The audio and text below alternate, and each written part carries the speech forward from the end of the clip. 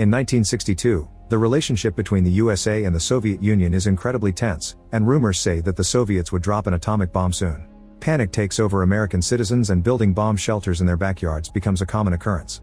Dr. Calvin works extra hard on his bunker, filling it up with enough supplies to last for many years. One day, Calvin and his pregnant wife Helen throw a party at their house. Things are going well until they see on TV a broadcast from President Kennedy, who announces that they are planning a secret mission against the Soviet Union.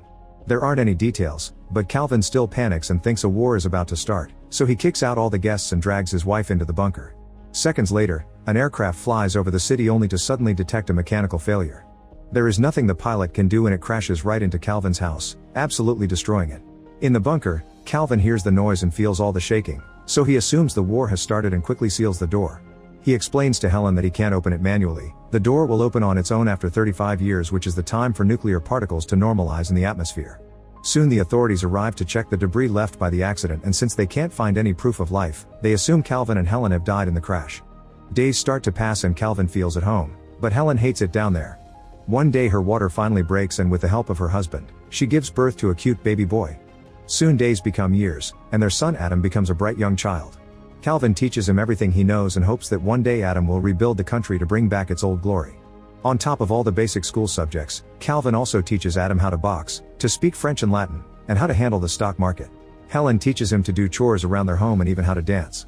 Calvin also gifts Adam his collection of baseball cards and tries to explain sports to him, but Adam has some trouble imagining so many people. Both parents teach them very good manners but never curse around their son, who is growing up to be very naive and sheltered. The family easily finds a routine to suit their daily life that allows them to go pretend shopping in the mini-mart, fake fishing in a tank, take care of plants, and build an extra room for Adam. They also have a lounge area to read, play games, and simply relax while hanging out. Meanwhile, above them, the land that used to be their house is sold and becomes a variety of business through the years. First it is a diner, then a pizzeria, and later a nightclub. In 1995, Adam turns 33 and gets gifts his parents made themselves. When he blows the candles, he wishes to find the perfect partner one day. Helen mentions there are only 2 years left and Calvin says he will miss this place when the time comes, causing Helen to go into another room to scream her frustration out. In 1997 the 35 years finally end and the door opens itself. The family is excited to get out, but Calvin tells them he should do a quick check first to make sure it's safe. After putting on a radiation suit, he takes the elevator out and appears in an abandoned building that has become the home of a bunch of drunk beggars. Melker is so shocked by the vision of a glowing man emerging from the ground that he passes out. Then Calvin leaves the building, only to be shocked by all the changes. There are graffiti everywhere, people handling guns as if they were toys, adult stores full of merchandising that disgusts him, and weird-looking people who he can't understand when they speak. Terrified, Calvin rushes back to the bunker and explains that although the air is breathable, the neighborhood is still a post-apocalyptic wasteland full of crazy mutants. He concludes they must stay in the bunker, and his words cause Helen to finally snap. She yells at him as she explains how sick she is of being locked up and how important it is for Adam to get in contact with nature. Calvin refuses to change his mind and the argument causes him to have a heart attack. With Calvin sick and supplies almost running out, Helen decides to send Adam outside to get enough food for a couple of years. She gives him some cash and a shopping list, telling him to stay at the Holiday Inn and to keep an eye out for a not mutated girl. Before Adam leaves, Calvin tells him not to enter the adult video store because it has harmful levels of radiation. Once he is done packing, Adam finally goes outside and discovers Melker has started a little temple around the elevator to worship Calvin's family, considering them holy beings. Adam goes outside and is incredibly happy to finally see lots of things for the first time, the amazing sky, buildings, trees, and even other people, who consider him a weirdo. He gets excited over every single little thing and says hello to any person walking by him, accidentally using a slur to refer to a black woman when he greets her because he is extra excited to see another skin color. When he passes by the adult video store, he covers his nose and warns others to do the same. Afterward he gets on the bus and gets really scared to feel the machine moving. When he tries to talk to other passengers, he uses old words and nobody can understand him, so they also think he is a weirdo. Eventually Adam makes it to the grocery store and starts picking up all the items from the list. The butcher explains that if he makes a larger order it can be delivered to his house, which makes Adam realize he has no idea how to get back to the bunker. Panicking, he rushes out of the store and spends the day riding different buses to look for the bunker to no avail. He is also running out of cash, so he enters a hobby shop to sell his father's baseball cards. The shop owner can tell these are antique and valuable cards, but instead of telling Adam, he offers to buy the whole pack for just $500. Before Adam can accept, the shop's assistant Eve interrupts them and tells Adam he is being scammed because each of those cards costs between $4,000 and $6,000. Eve insults her boss and quits on the spot, causing Adam to become very impressed by her and start developing a crush. Once they leave the store, Adam asks Eve to take him to the Holiday Inn. At first Eve refuses and tries to run away from him, but she quickly changes her mind when Adam promises to pay her with 2 baseball cards.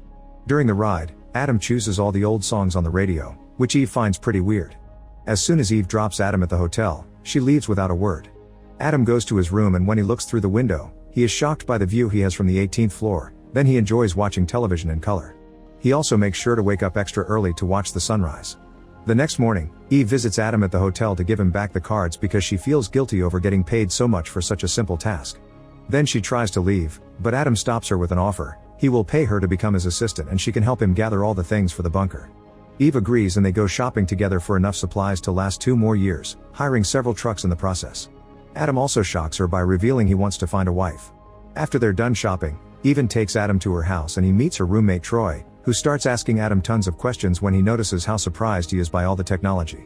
Adam lies, saying he is from Alaska and that he is here for a business trip. Meanwhile Helen is too curious and gets on the elevator, but as soon as she comes out, she sees Melker and his friends being creepy and immediately goes back. The next day Troy decides Adam needs a fashion makeover, so he gives him a whole new wardrobe that makes him look even more handsome.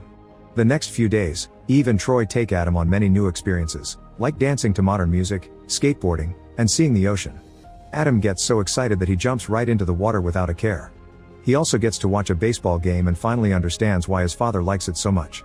One afternoon it starts raining and Adam stands under it in pure awe. When Eve comes to check on him, Adam hugs her to share his joy, saying his father would call this a miracle. In the evening, Eve and Troy take Adam to an old school swing club to find him a wife and they tell him just to be himself. Women in the club immediately get attracted to Adam's sweet personality, respectful manners, and handsome looks. Eve's rival quickly gets his attention and they start getting along, which makes Eve jealous. She drags Adam to the side and tells him that she needs a sweet woman in his life, not a skank. Afterward Adam asks another girl to dance and they take over the dance floor, impressing everyone with his amazing dancing skills.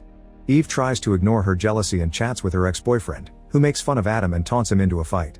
However, Adam uses his boxing lessons to quickly scare the guy away. Irritated by all the drama, Eve leaves the club and goes home alone. When Troy arrives, he informs her that Adam left the club with her rival, causing Eve to realize she loves Adam and rush out to find him. She gets in the car but before she can take off, she is startled by someone knocking on the window and falls on the ground. It's Adam, who takes her inside and takes care of her scratch while explaining he had to reject the other girls because he couldn't stop thinking about Eve. Adam confesses his feelings for Eve and they finally kiss. Now that they are together, Adam decides to finally tell Eve the truth about his family and his home, adding the fact he wants to marry Eve so she can live with him in the bunker. However, Eve thinks he is actually a crazy man who has been good at hiding it and immediately kicks him out. The next day, Troy takes Adam around town while teaching him how to drive. Suddenly Adam sees the adult video store from before and follows the road to finally find the building above his bunker, where Melker has started a whole religion around the elevator. Excited, he rushes back to Eve to give her the news, only to find 2 psychiatrists waiting for him. At first Adam pretends to cooperate but as soon as he sees an opening, he runs away. While the doctor chases after him, the other tries to call the police, but Eve stops her and realizes that what she did was wrong. At that moment Adam runs near her and gives her his hotel key so she can pay the bill with the cards, then he escapes in the truck he's rented, accidentally hitting the doctor's car in the process. Later Eve and Troy make it to Adam's hotel room and find a bunch of items that were made in the 60s, not to mention Calvin's stock certificates that are now worth millions of dollars. These things make them realize Adam told them the truth. Meanwhile Adam finally returns to the bunker and hugs his parents after 2 weeks of not seeing them. He tells them the outside world is lovely and brings in the supplies, which are being loaded by Melker and his friends. Back to Eve, she is desperate to find Adam so Troy takes her to the adult video store and they start stomping on the floor, thinking they may find the bunker there. Obviously they find nothing and decide to leave, but on their way out, they see Adam about to enter the neighboring building. Eve immediately rushes to him to kiss him and hug him, and Adam invites her to meet his parents. Calvin and Helen like Eve very much and they have dinner together. Calvin also gives Adam a talk about the birds and the bees. However, before making any plans for a new life, Adam asks his parents to wait 2 months. During the following weeks, Adam and Eve sell Calvin's stocks and build a new home in the country that looks identical to Adam's previous house. Melker also helps after cleaning up and finally abandoning drinking. Once everything is ready, Adam brings his parents to the house, revealing this way they can get used to the new world little by little.